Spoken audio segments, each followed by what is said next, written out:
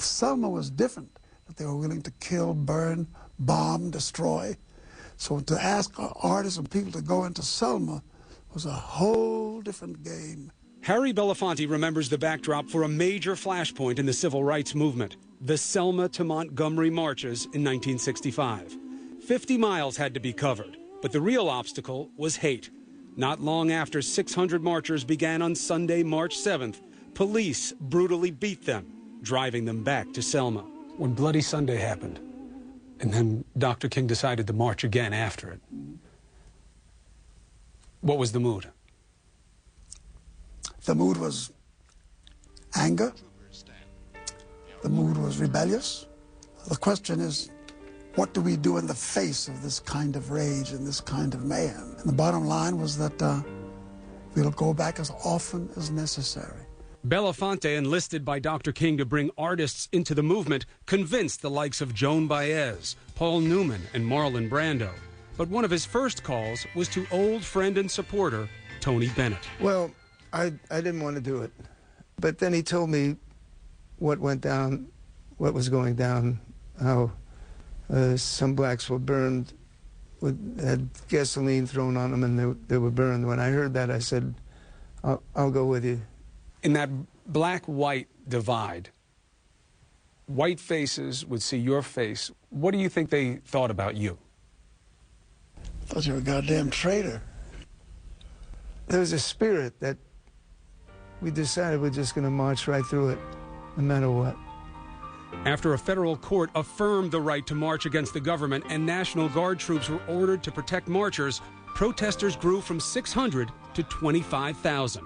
To rally the crowd, the artists came forth. But one problem. We found out we didn't have a stage, and somebody came up with a funeral parlor. And how many caskets were there? I think the number was about 50 to 80 caskets. 50 to 80 coffins? Yeah. How did you feel about that the stage was built on coffins? Well, it was different. To say the least. Yet singing on top of coffins may be apt metaphor for the marches. And they succeeded. Later that August, President Johnson signed the Voting Rights Act of 1965.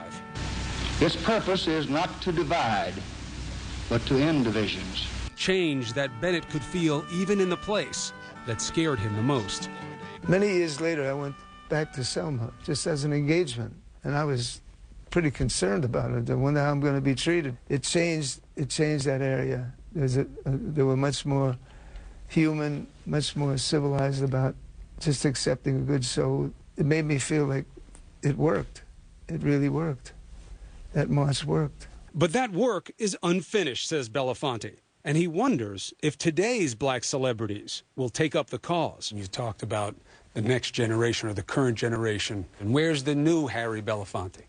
Never before in the history of this country has there ever been a pool of celebrities more numerous than we have today, and never have the black people in this country been less spoken for by a community of celebrities that in the snap of a finger could say and do so much, who have opted to do nothing. Why?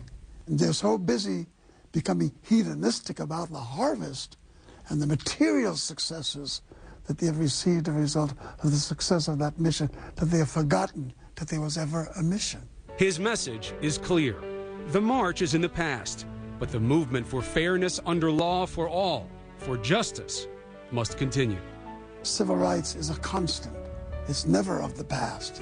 It's with you all the time. Every society, every millennium, every decade is going to need its vigilant watchers of the democratic process.